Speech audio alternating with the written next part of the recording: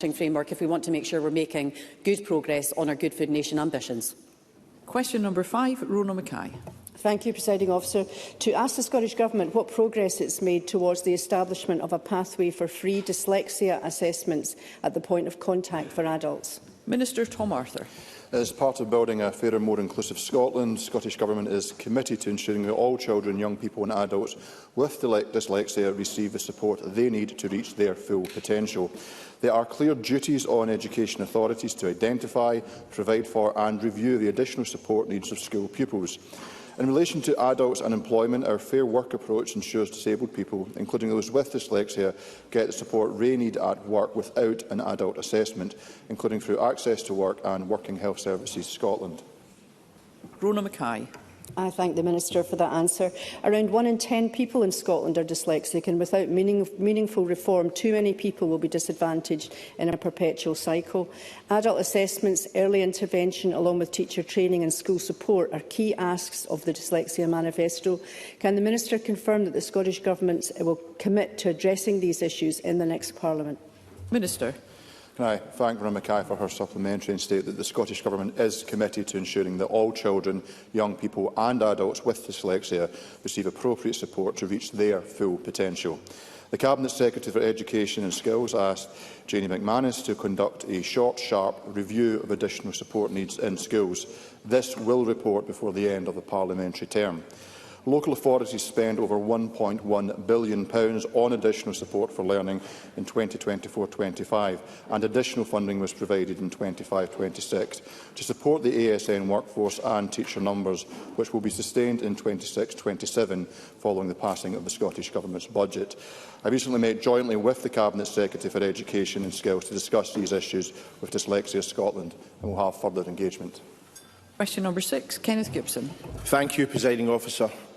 To ask the Scottish Government what criteria are applied in deciding on the location of the new walk-in GP clinics. Cabinet Secretary Neil Gray. Presiding Officer, we were pleased to announce, as part of the First Minister's visit to Shetland this week, 16 planned centres with 12 new sites from Stranraer to Shetland, confirmed, building on opening the first walk-in centre in Edinburgh in February.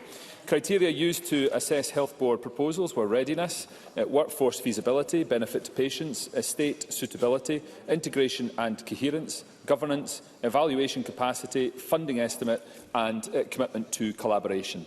With centres open from 12 till 8 p.m, 7 days a week, and based on accessible locations nationwide, this is part of a package of measures addressing the 8 a.m. rush that has frustrated so many of us and will ease GP capacity pressures. Ms Gibson. I thank the Cabinet Secretary for that response. The three towns of Ardrossan, Saltcoats and Stevenston constitute the second largest conurbation in Scotland not to have a hospital and include sizeable levels of deprivation. North Ayrshire high levels of drug and alcohol misuse, and people lose good health far earlier than the Scottish average. Can the Health Secretary therefore please advise as to how soon we can expect to see a walk-in clinic in the three towns, and will he meet with me to discuss this further?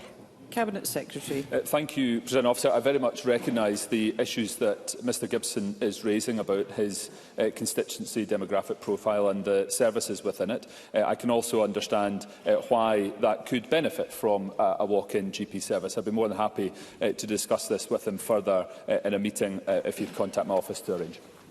Sandish Gulhani. Declaration of interest as a practising NHS GP. The First Minister's announcement of GP walk-in centres at SNP conference was simply an election stunt. The First Minister announced it without consultation with stakeholders and probably shocked his own civil servants.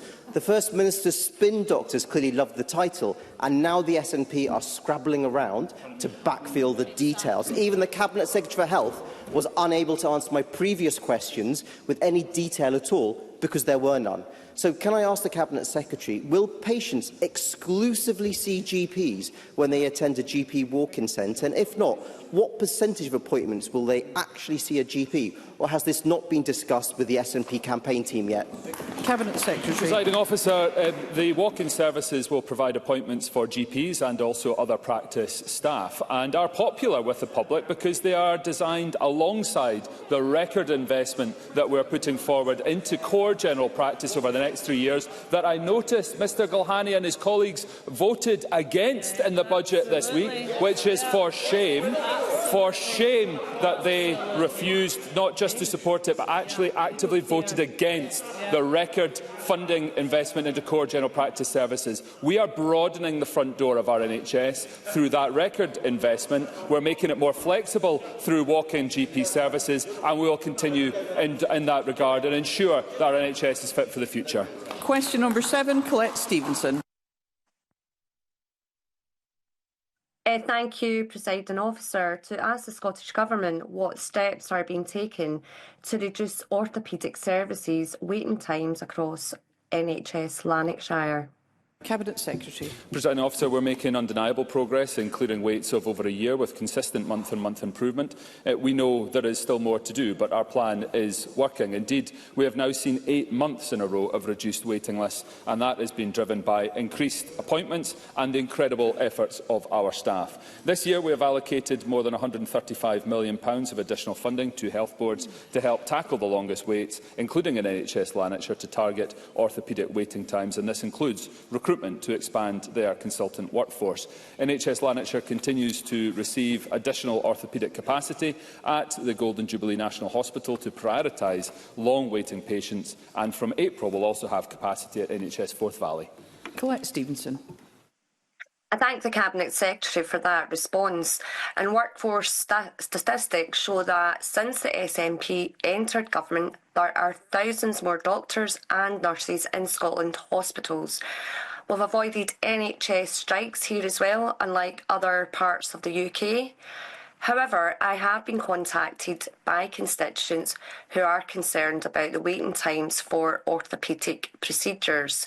Can the Cabinet Secretary confirm how the 2026-27 budget, approved by Parliament yesterday, will support NHS reforms and help NHS Lanarkshire to further tackle the waiting lists and deliver more appointments?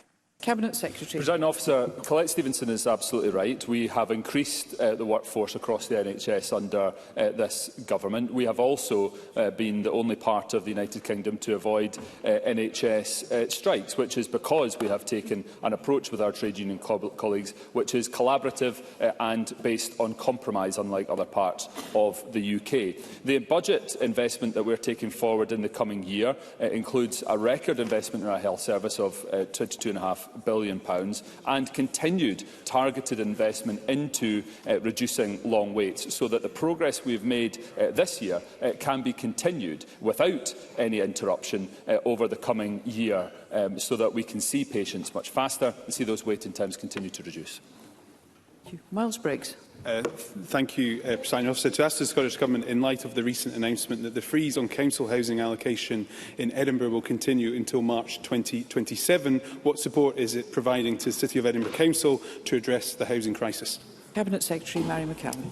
The Scottish Government is working closely with Edinburgh Council as one of the local authorities facing the most significant housing and homelessness pressures. Edinburgh's allocation of £28.7 million from our £80 million acquisitions fund brings their total capital funding to over £73 million this year, supporting them to acquire properties immediately for affordable housing. I welcome the Council's actions to meet its statutory duties, including directing stock to homeless households, and I believe that this, among many other approaches that we're working with them on, will help to reduce temporary accommodation pressures. Miles Briggs. I thank the Cabinet Secretary for that answer, but yesterday's budget once again resulted in Edinburgh seeing the lowest funding per head of population from Scottish ministers, at the same time that the local authority also sees the lowest number of social housing stock with a rapidly growing population. With the waiting list for social housing in the capital now being completely unsustainable, can I ask the Cabinet Secretary whether or not the Government will now commit to an Edinburgh-specific housing fund to help address the housing emergency? Cabinet Secretary. Officer, as I've said, we're working very closely with Edinburgh City, amongst other councils, to help them tackle the multifaceted issue of homelessness and temporary accommodation pressures. But Miles Briggs talks of the budget. Yesterday's budget, which I'm delighted has passed, included £926 million in the Affordable Home Supply Programme, which is the largest single allocation for affordable homes on record. I only wish Miles Briggs could have brought himself to vote for it. Thank you. That concludes general questions. Before we move to First Minister's questions, I invite the First Minister to make some remarks to mark the 4th anniversary of the war against Ukraine. Presiding Officer, Scotland stands for democracy, human rights and the rule of law, here at home and around the world. That is why this Government will always resolutely condemn Russia's illegal war against Ukraine. Tuesday marked the war's 4th anniversary, and my thoughts go out to everyone who is involved in this conflict from Ukraine and to support Ukrainians everywhere during this difficult time. Since the war began, over 29,000 Ukrainian people have arrived in the United Kingdom, sponsored by an individual in Scotland or the Scottish Government. Over 21,000 of these came through our super sponsor scheme. Many have started to rebuild their lives here, making valuable contributions to our communities. I continue to call for a properly constituted international peace plan, one that respects Ukrainian sovereignty, independence and territorial integrity, one that is agreed by Ukraine and restores peace in Europe. Until that time comes, I say to our Ukrainian friends that they have our support for as long as they need it, that Scotland remains their sanctuary, and if they wish, Scotland remains their home. Slava Ukraini. Thank you. I call Russell Finlay. Thank you, President Officer. 4 years of war. It's impossible for us to imagine. 4 years of fear, misery and death. 4 years of civilians listening for the sound of drones overhead. Ordinary Ukrainians trapped in a state of horror. Hundreds of thousands of ordinary men sent to the front, never to return home. So many statistics, but the cruelest of all, more than 700 children killed. This is a war between good and evil, of freedom, decency and democracy against the dark forces of tyranny. For 4 years, the British people and our military have stood with the people of Ukraine. Our support must remain resolute. I pray that Putin's war will not reach a 5th bloody anniversary, and when it ends, as end it must, that he will pay the price for his crimes. Thank you. I now call Anna Sarwar.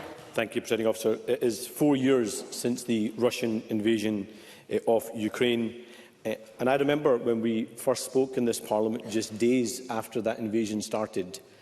And in our hearts, I believe we all hoped it would be over positively for the people of Ukraine within months. But to think that that tragedy has now continued for 4 years, and the countless lives lost and the absolute horror that the people of Ukraine are having to live by and in. And it's clear where the blame lies. The blame lies with a despotic regime in Russia, with a war criminal in Vladimir Putin, and I cannot wait for the day he has put in front of The Hague and made to pay for his horrendous war crimes. I yesterday had the honour of speaking to the Council General of Ukraine, and I passed on directly my thoughts and love not just to his family but to all Ukrainian families, be they here in Scotland or indeed back in their homes in Ukraine.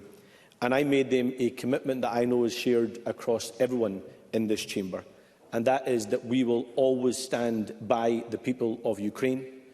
They will have our resolute support, and we will not rest until they get to live in the democracy, the peace, justice and freedom they deserve.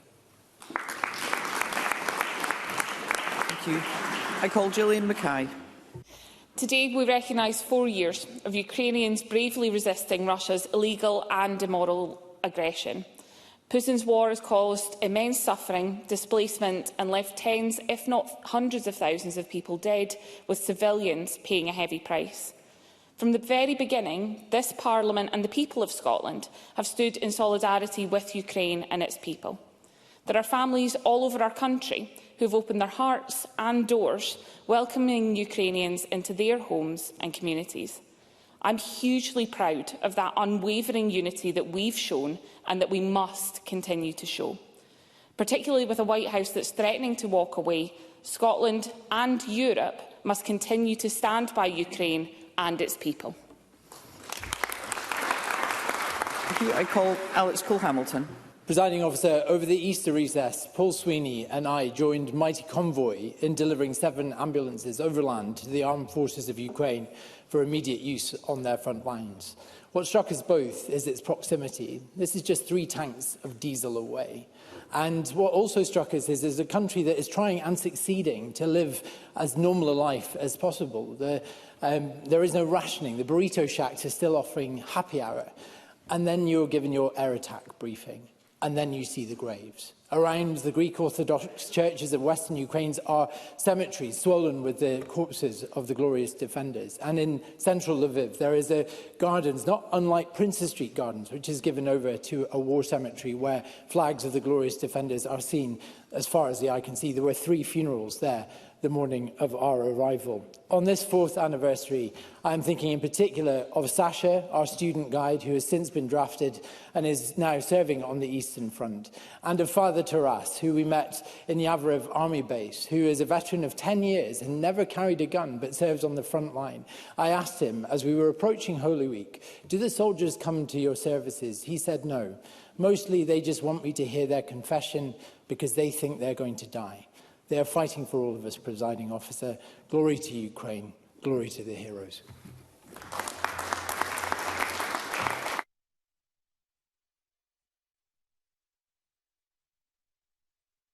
The next item of business is First Minister's questions, and I call Russell Finlay. Thank you, President Officer. We are blessed to live in a country which provides its people with the safety net of social security. Any one of us or our loved ones might need a helping hand at some point in our lives. But as politicians, we have a duty to remind ourselves that it is paid for by taxpayers. Already, £1 of every £7 spent by the SNP government is spent on benefits.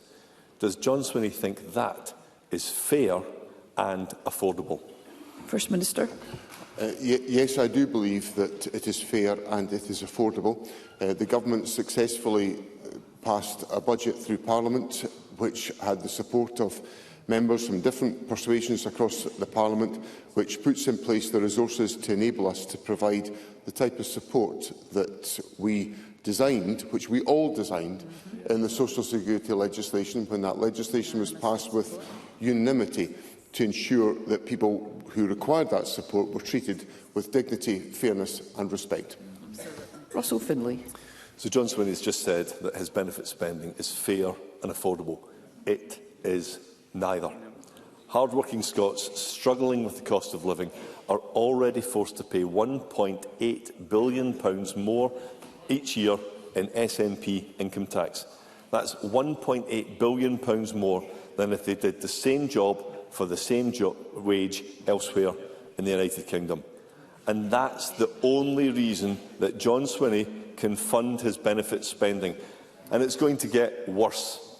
A new report from the Scottish Fiscal Commission says that 1 million Scots will be in receipt of benefits by the end of the decade.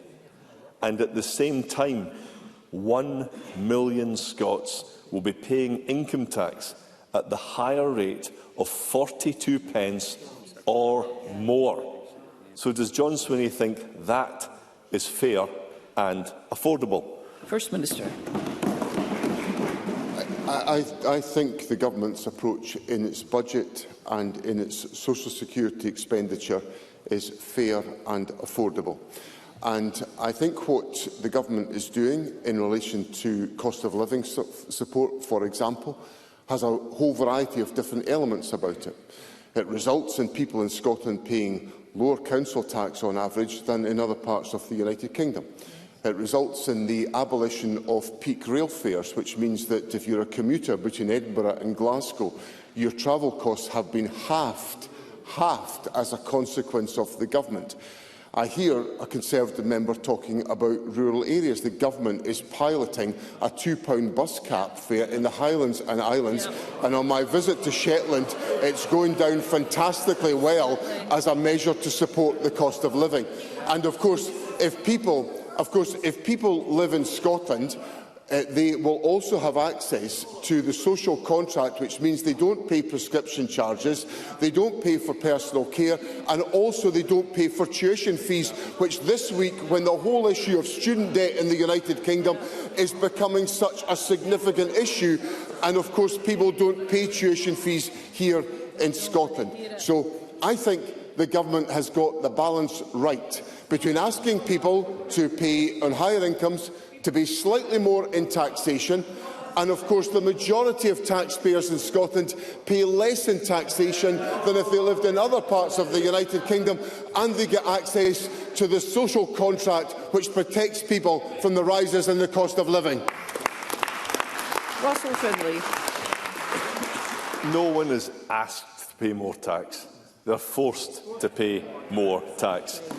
This government should get people off benefits and into work, because that's how you improve people's lives. But instead, the SNP hammers workers and businesses to pay for its expensive benefits. And it's going to get even more unfair and even more unaffordable, because an SNP government report wants more people to qualify for ADP, which already accounts for over half of all benefit spending in Scotland. Astonishingly, this report even says that those whose condition is not serious enough to qualify should be paid the benefit.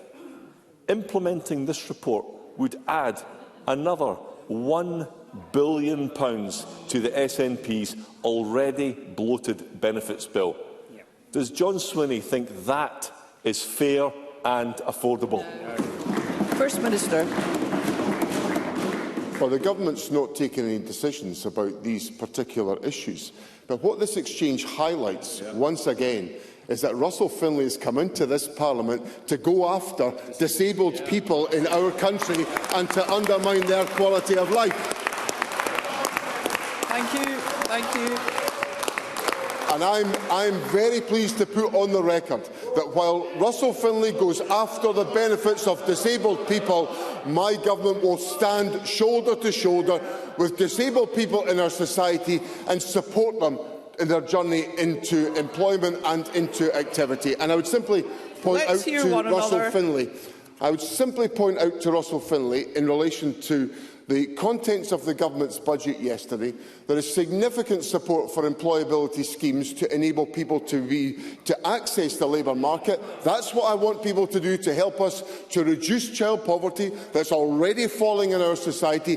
And of course, Scotland has got significantly lower unemployment under an SNP government than other parts of the United Kingdom. That's because this government delivers for the people of our country. Russell Finlay. Doing what he always does, resorting to nonsense smears, and that's because he's in a state of complete and utter denial. Let's hear Mr. Finlay. This entire place is in a state of denial. SNP, Greens, Labour, Lib Dem, Reform, they all think that they can keep spending more money in benefits while expecting Scottish workers and businesses to keep paying for it. We can't. We just can't. The Scottish Conservatives know that we must reduce the benefits bill so that we can cut taxes to help people pay for their bills. Yet the SNP's deeply irresponsible budget does absolutely nothing whatsoever to address their benefits time bomb. So John Swinney should be honest for a change. Tell the public which taxes will he raise and which services will he cut to pay for his benefits bill. First Minister. If I needed any lessons on how to smear people, I would take them from Russell Finlay, who does it every single week in this chamber.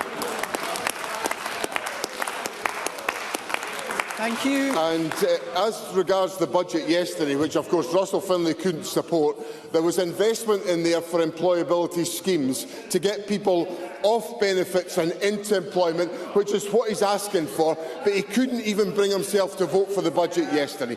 And Russell Finlay comes here with this empty rhetoric about delivering tax cuts without telling us what services are going to be cut as a consequence. And what I would simply say Let's hear one another. What I would simply say to Russell Finlay and the Conservatives, to reassure them about the situation we find ourselves in, is that when we as a government asked the credit rating agencies to assess Scotland's position, what did they tell us? They told us that we've got prudent fiscal management here in Scotland. That's what you get with an SNP government. Question number 2, Anna Sarwar. Thank you, Presiding Officer. Families have been searching for answers for years to the Queen Elizabeth University Hospital scandal. As everyone in this Parliament now knows, that hospital was opened before it was safe, and children and adults died as a result. John Swinney said the first time the government knew about problems at the hospital was March 2018. But even after that date, the government were denying the scale of the problem. Now, while there has been understandable focus on the lives lost, there were many others harmed. Prophylaxis, powerful anti-infection drugs, are typically used short-term, but for many children at the hospital, they were prescribed for prolonged periods as long as 9 months with side effects. Patients were told this was standard treatment, not connected to the hospital environment. Why were they lied to? First Minister. Mr Sarwar raises an important issue about the clinical care for children within the Queen Elizabeth University Hospital, and this is one of the material issues that the inquiry that the Government has set up under the leadership of Lord Brodie is designed to provide answers to for families. Now, I am not a clinician. I accept that clinical judgments will be made in the care of individuals. But the establishment by this Government of the inquiry into the Queen Elizabeth University Hospital is designed to provide those answers to those families, the answers they deserve, and that is why the Government set up the inquiry. And I want to make sure that Lord Brodie has every opportunity to provide his answers on that question. Anna Sarwar. There has been a group of victims whose story has not been told enough so far. These families believe that their children have been left with lifelong debilitating conditions as a result of prolonged use of these drugs due to infection risks caused by the hospital environment. And I want to share some of these cases today, all of them after March 2018. Anika's daughter Ishal, 9, who wakes up most mornings screaming, clutching her stomach in pain. Karen's son Caleb, 10, who has chronic tummy pains, incontinent issues and struggles to walk. Leanne's son William, 13, who was so sick on these drugs he burned all the enamel off his teeth. Charmaine's daughter 9, Paige 9, who has pain in her limbs and severe stomach issues, so can't go to school. Her parents told me there's a culture of cover-ups and that people were playing God with these children's lives. And I asked the families what they would ask if they were standing here and were facing John Swinney. And Mark, whose daughter Charlie is 14 and has to take regular hormone injections, said simply, I would ask John Swinney, how do you sleep at night? First Minister. Sir, I can't give an opinion about the clinical decisions that are offered in individual cases. What I can do is express my sympathy to the families that are involved, recognise their suffering and provide them with the reassurance that the inquiry that the Government has established under the leadership of Lord Brodie is designed to capture the evidence and provide the answers to those families. And that is what Lord Brodie has a remit to do, and the Government has supported Lord Brodie in the provision of information to ensure that he can undertake that task. And that is what we expect Lord Brodie to do. Now, I will, of course, always listen with care to the perspective and the interests of families who have been affected by the National Health Service and the circumstances that they face, and do all that I possibly can do to address their suffering. And that's the commitment I give to those families. Anna Sarwar. Presiding Officer, all the families whose tragic stories I have shared are here today in the Parliament. And each and every single one of them who are standing right now have spent years having to stand up for themselves and a system that has misled them and treated them appallingly. Cover-ups, secrecy, misdirection and downright deception, with tragic consequences. They all want the truth about what happened to their children, and they want no other family to suffer like they have. Now, John Swinney has twice referenced the public inquiry, but he knows that the public inquiry is not looking at individual cases and therefore cannot give these families the answers that they deserve or that they are looking for. So will he commit today to setting up a genuinely independent expert panel, not connected to the Health Board or the Government, to look at each of these cases on an individual basis, allow each of these families to ask all the questions that they have so they can get the answers they need and, finally, the truth that they deserve? First Minister.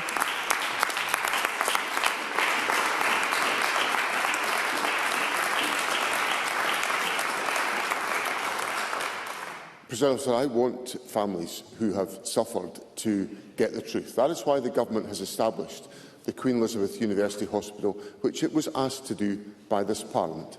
And that is why we have provided all of the information that we have to the inquiry to enable it to undertake its activities. Now, in the course of today, I will be meeting families who have been affected by the Queen Elizabeth University Hospital issues.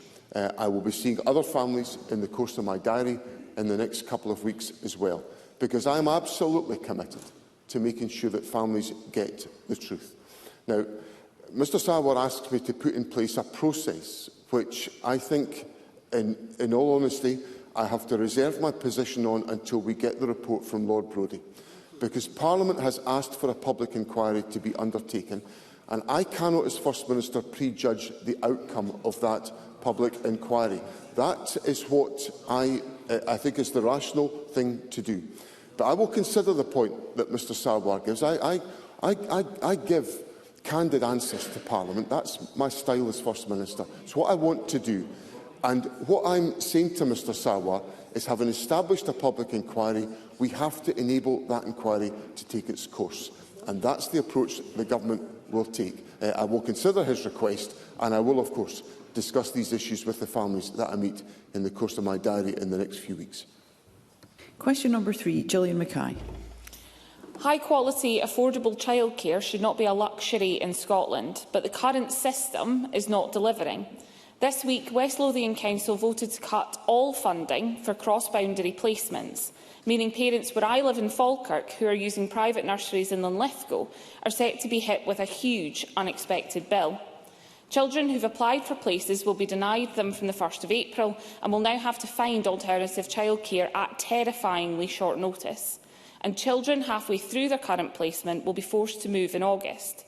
This is an unacceptable level of disruption for young children and families who were promised funded childcare. Will the First Minister intervene and help the families who will be impacted by this? And will his government provide an urgent solution to councils cutting funding for cross-boundary childcare? First Minister. Well, I have every sympathy with this issue, and I think it gets to the nub of some of the dilemmas that the Government has to wrestle with about the delivery of services by local authorities. Because statutory guidance is clear that families accessing cross-boundary placements should be treated on the same basis as families accessing provision locally. So West Lothian Council is proceeding, a Labour-led council I would point out, proceeding to not follow the statutory guidance that's in place. That's a bit of a salutary warning to all of us about what Labour do when they get into power. And what I want to make sure is that people understand the financial circumstances in West Lothian Council. West Lothian Council will receive an additional 7.8% in its budget compared to 25-26. And this Government is fully funding 1,140 hours of high-quality early learning and childcare. Now, the Government is limited in what it can do because local authorities are self-governing organisations. But I simply point out to Parliament that it would be helpful if West Lothian Council could actually deliver on the commitment that we're all signed up to provide affordable childcare to individuals in Scotland, and not put the difficulties that Gillian Mackay is putting in front of me in front of families in West Lothian and in Falkirk. Gillian Mackay. The Scottish Greens want to deliver free places for every child in Scotland from 6 months up, but the Scottish Government is not delivering the current commitment on funded childcare once a child turns 3, an issue that we raised with the First Minister ahead of this year's budget. Thanks to Scottish Green councillors, Glasgow is now the only local authority left that offers funded childcare to all children, starting the week after a child turns 3. With many other families having to pay thousands of pounds out of their own pocket whilst they wait for the start of the next school term. The Scottish Government promised free childcare at 3, but they've not funded it, and I appreciate the issues with councils not passing some of that on, but the councils are trying to plug that gap. When will the First Minister come good on his party's promise and make sure childcare in Scotland is really free at 3? First Minister.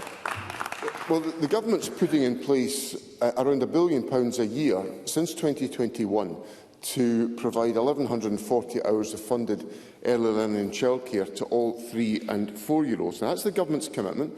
We've obviously set out in relation to the budget proposals some other provisions which are about extending some of that early learning and childcare, and the Government will have more to say on this in the coming weeks in relation to some of the other measures we are able to take on the issue of child poverty. But what I would say to Gillian Mackay is that there is adequate funding being put into the local government settlement to deliver on the Government's commitment. This is supposed to be a partnership endeavour, and what doesn't help is when local authorities don't work collaboratively with the Government in delivering the aspirations of this Parliament. Question number 4, Michelle Thompson. To ask the First Minister what assessment the Scottish Government has made of warnings from industry leaders that high transmission charges are making wind farms in the north of Scotland uncompetitive, including any implications for its work to grow the renewable energy sector. First Minister. President Officer, the current system of transmission charging is wholly unfit for purpose and unfairly penalises Scottish generators, putting them at a commercial disadvantage and reducing their viability. The levers to effect change are reserved to the United Kingdom Government, and we have repeatedly called on them and Ofgem to set out equitable long-term solutions, as well as immediate measures to protect Scottish generators from unfair, high and volatile charges. Furthermore, we have been clear that the views of Scotland's renewable sector must be at the heart of any reforms. Michelle Thompson. I thank the First Minister for that response, and he would have noticed that this week Scottish Renewables published a report which set out the damage the Labour Government's transmission charging regime is doing to Scottish generators. Westminster's transmission charging regime is fundamentally unfair and hindering renewable projects in Scotland. And of course, this is whilst Labour's tax on Scotland's energy is destroying around 1,000 jobs a month. Will the First Minister join in calling on the UK Government to end this discriminatory transmission charging regime for existing projects right now? And does he agree that Scotland needs full control over our energy sector, which of course only Scottish independence can bring? First Minister. Officer, we very much agree that the transmission charging regime is hindering renewable projects in Scotland. It's wholly unfit for purpose and it unfairly penalises Scottish generators. In addition to that, there is vast amounts of renewable energy being produced in Scotland and much more in prospect, but people in Scotland under the current United Kingdom arrangements will not get the benefit of that energy being generated. So I agree very much with Michelle Thompson that if Scotland wants to have lower energy costs for households and businesses, the energy wealth of Scotland must work for the people of Scotland, and that only comes when Scotland will be independent. Tess White. Does the First Minister agree with his Energy Secretary that if you don't want pylons, battery storage, destructive infrastructure in Scotland, will he apologise for her disgraceful remarks?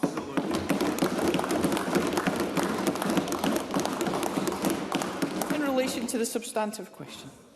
Well, I'm interested in Tess White's comment. Obviously, members of the public are free to express their views on all questions. We live in a democracy. All of us live in a democracy, and we're all free to express the point of view that we hold. And what's important is that all of the opportunities for engagement on any issues in relation to renewable projects are available to all members of the public through the planning process, and it will always remain so. Question number 5, Liam Kerr. Thank you, Presiding Officer. I refer members to my entry in the Register of Interest as a practising solicitor. To ask the First Minister, in light of reported renewed calls over the weekend to end the Lord Advocate's dual role, when the Scottish Government will publish its proposals and begin a consultation on separating the prosecution function from the role of providing legal advice to the Scottish ministers. First Minister. Presiding Officer, the law officers operate with integrity and entirely independently of any other person as they undertake their prosecutorial and investigation of deaths functions and provide legal advice to ministers, and separating the functions would require legislation by the United Kingdom Parliament. A draft research paper on the law officers' roles and functions, setting out factual information, context and analysis, was undertaken by the former Chief Executive of the Scottish Law Commission, Malcolm Macmillan. It was subsequently peer-reviewed and will be published before the end of the parliamentary term. While the Scottish Government is considering whether any change might be desirable, it considers that the current position is appropriate. Liam Kerr.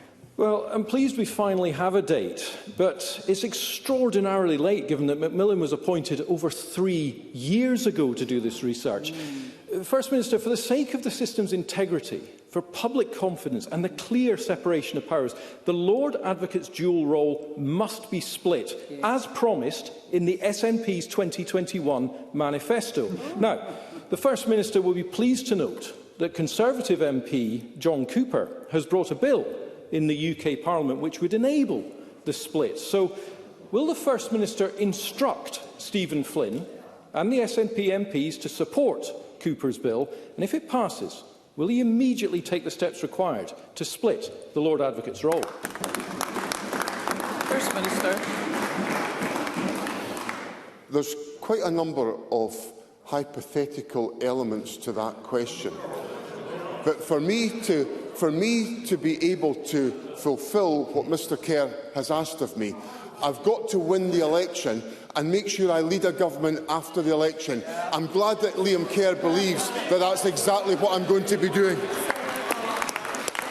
Jamie Green. Thank you, Presiding Officer. First of all, can I say, and I hope this is on behalf of the whole Chamber, that any language used by anyone in this place or otherwise that suggests for a second that the Lord Advocate is in any way corrupt pays a huge disservice to the person that holds that role and the independence of the judiciary. And I think that is something we have to put on record as MSPs. But I think the point that Mr Kerr makes is a valid one. This is an issue that has been rumbling along for many years, First Minister. It has been 4 years since Mr Macmillan was tasked with finding a solution to this conundrum. I've always believed that this puts the Lord Advocate in an impossible position and that the dual role should have been taken away many years ago. If that report is published in the coming weeks, is it likely that we will see some action and resolution to this issue before the Scottish parliamentary elections, or is there a risk that this could still yet be kicked into the long grass of the next Parliament, which I don't think benefits anyone in this instance? First Minister. Well, the first thing I want to say is I want to welcome the comments that Mr Green has made about the language that's got to be used in Parliament. And I very much welcome what he has said, because in my original answer I indicated that the law officers operate with integrity and entirely independently of any other person. That is what I believe, and as I've put on the record to Parliament last week, the Lord Advocate and the Solicitor General for completeness carry my complete confidence in being able to exercise those functions on the basis that they have said.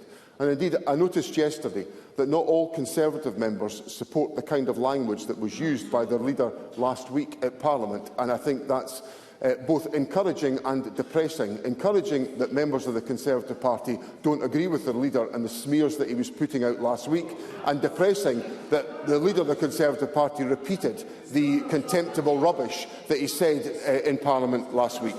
Now, in relation to the substantive point that Mr Green puts to me, the issue is about the publication of the research paper, I've committed that that will be undertaken.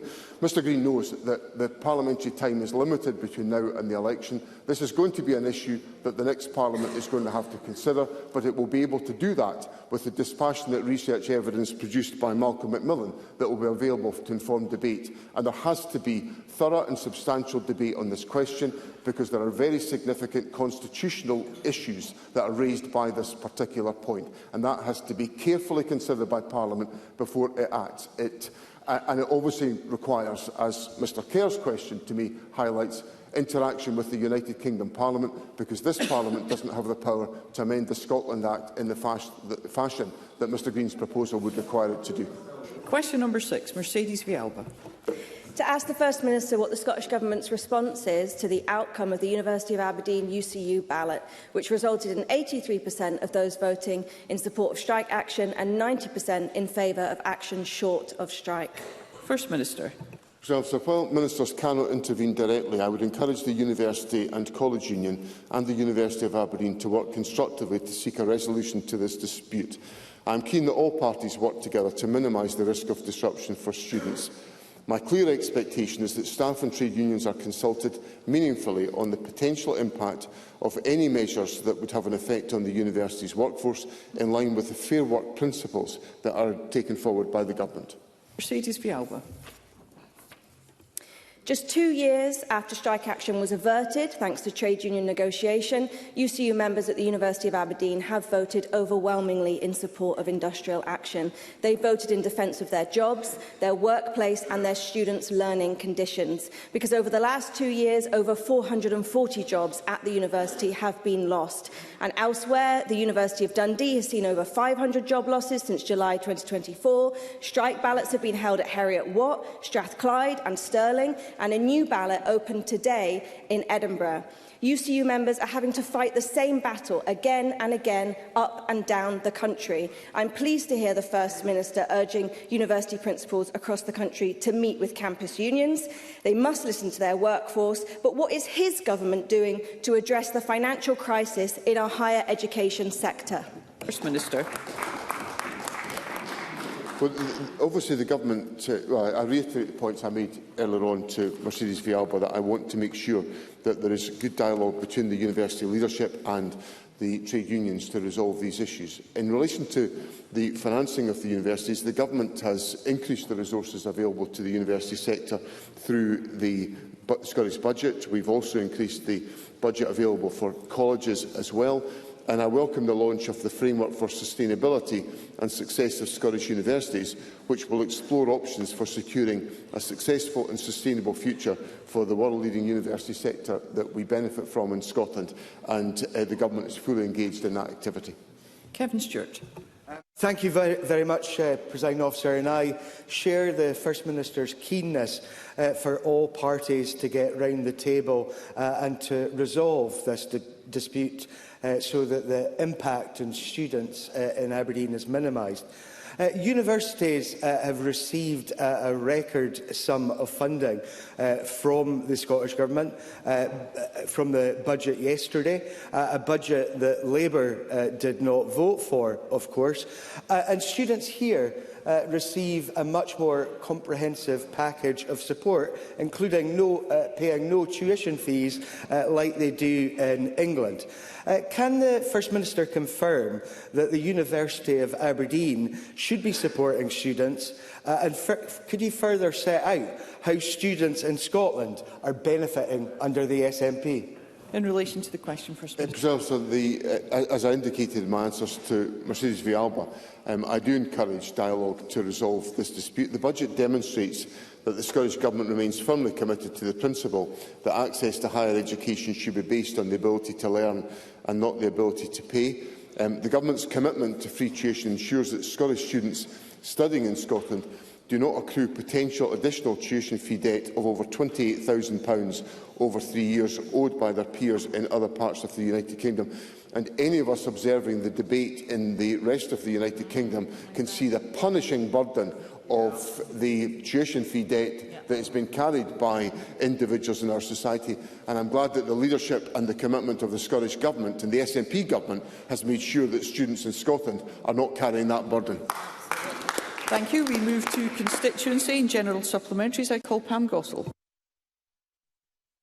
Thank you, Presiding Officer. Crime statistics released on Tuesday are showing sexual crimes up 10%, rape and attempted rape up 12%, domestic abuse up a shocking 25%. Presiding Officer, these figures are a national humiliation and the result of 19 years of the SNP in government and their soft-touch approach to justice.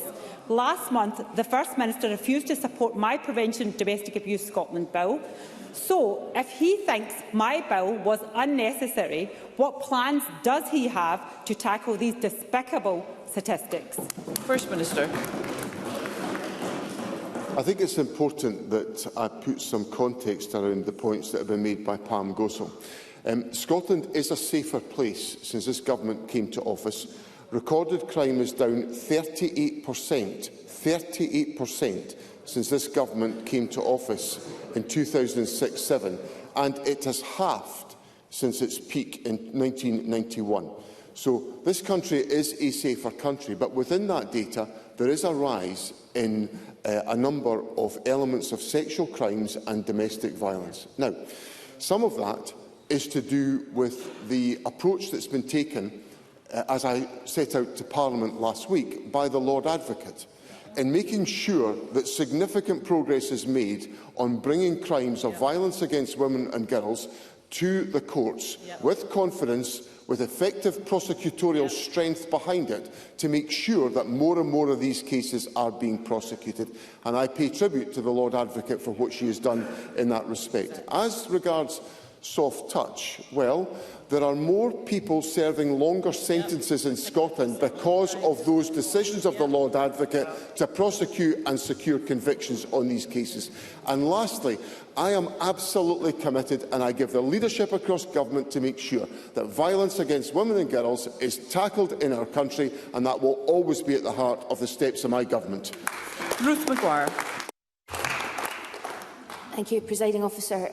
Colleagues may have read this week's Herald article with figures from Public Health Scotland showing that fewer women are attending cervical cancer checks in Scotland.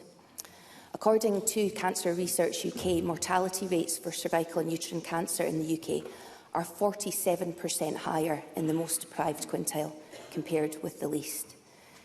Percentages and phrases like deprived quintile seem a bit dehumanising. Can I ask what the Scottish Government will do to urgently ensure that all women's health services are accessible to women with the most economic challenges and the most social challenges? And will he join me in amplifying the really important message that even where you've had the vaccination for HPV, you must attend screenings when invited to them? First Minister.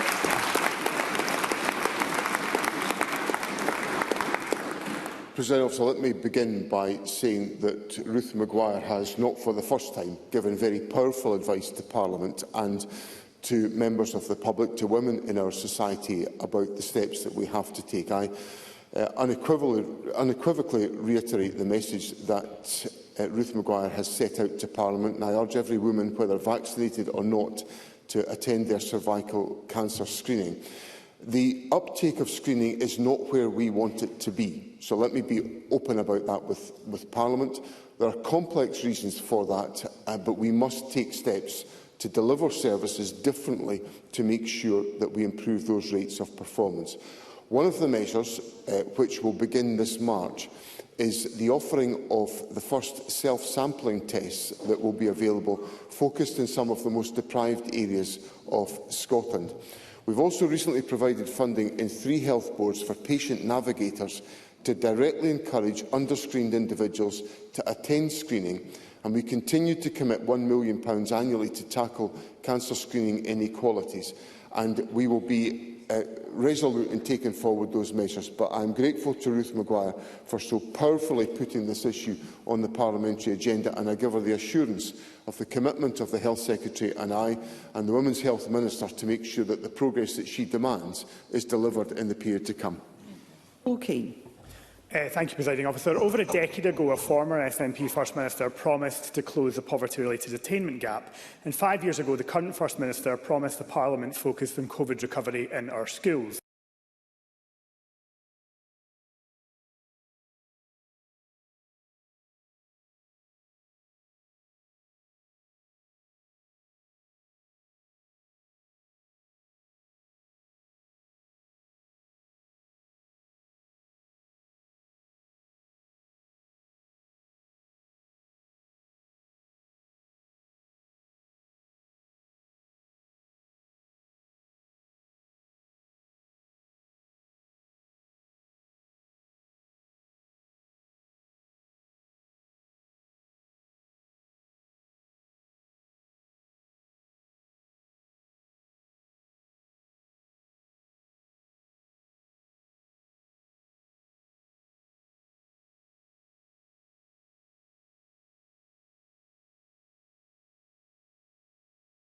Of the picture.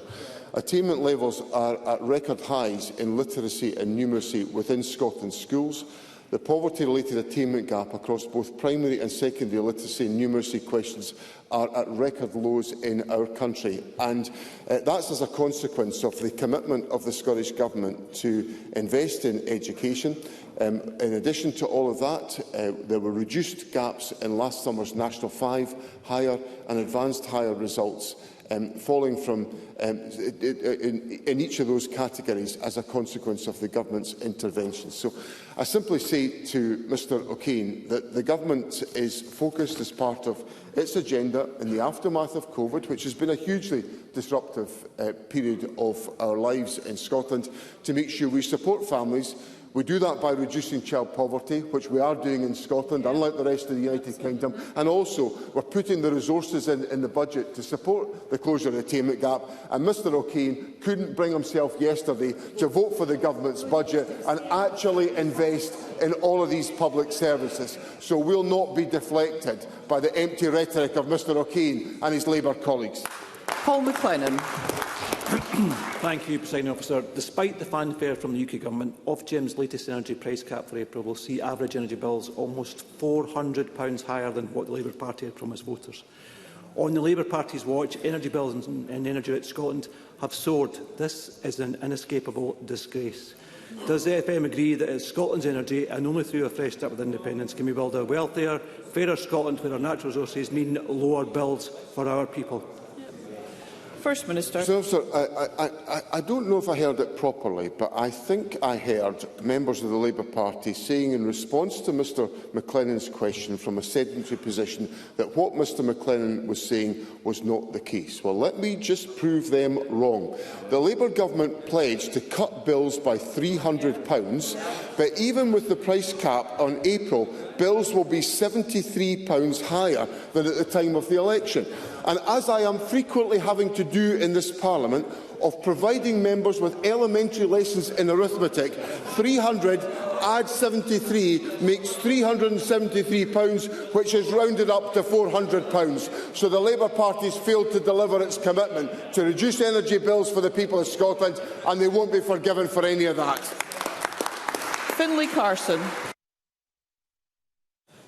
Presiding Officer, ambulance technicians in Dumfries and Galloway have been left without meaningful career progression since the move to a university-only paramedic route, despite warnings that removing internal pathways would harm recruitment, retention and morale.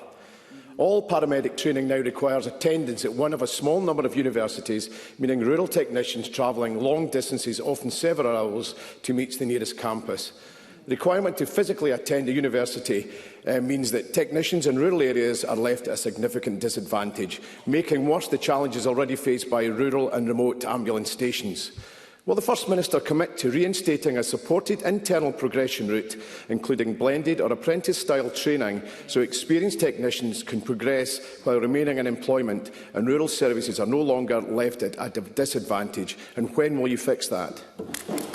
First Minister, always through the chair. I think Mr Carson makes a reasonable point. No individual, regardless of their geography in the country, should be prevented from developing career progression. So if that's what's happening as a consequence of these changes, then I'll look into that carefully with the Health Secretary. Because if we take, for example, the model of the University of the Highlands and Islands, members of the public, and I saw this intimately when it came to teacher training, for example, members of the public can remain in the communities in which they live, but through the learning environment of the UHI model, they can access initial teacher education, but stay where they are and then where their families are. So models like this can work.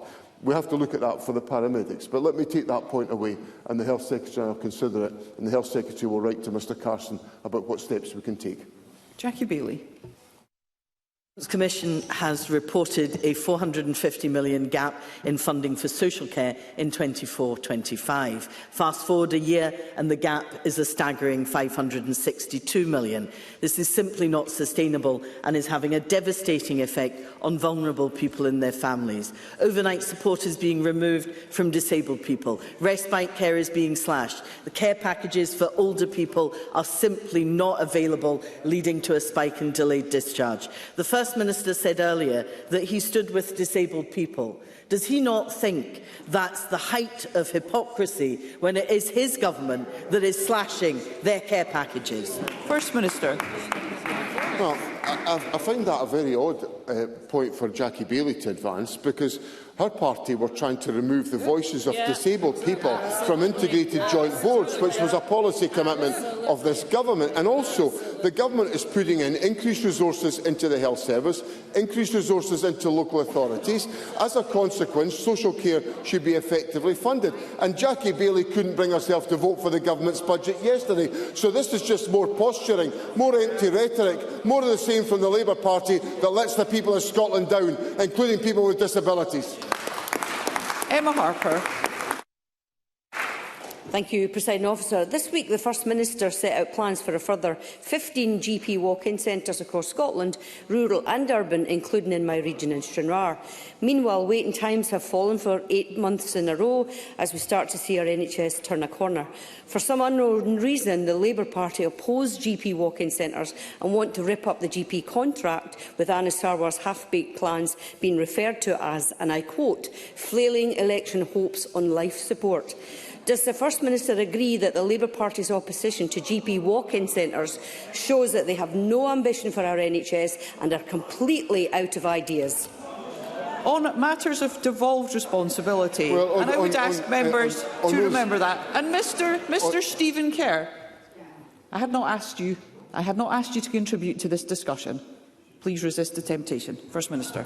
Presiding Officer, on my responsibilities, I'm very pleased that on my responsibilities there are going to be, we've announced plans for 16 walk-in GP centres, and there will be more to come.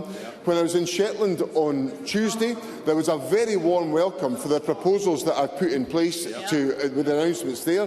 The announcement in Wester Hailes a few weeks ago was warmly welcomed, and the only people that seem to be disappointed about this government tackling the ATM rush are the Labour Party, because this government offers solutions where the Labour Party offer absolutely nothing. And of course, alongside my other responsibilities, I am very pleased that for 8 months in a row, long waits are continuing to fall, just as I promised the people of Scotland. So what the public can be assured about is the NHS is safe in the SNP's hands, and the SNP's delivering for the National Health Service in Scotland. Thank you. That concludes First Minister's questions. Our next item of business is a member's business debate in the name of Ros McCall, and there will be a short suspension now to allow those leaving the chamber and the public gallery to do so.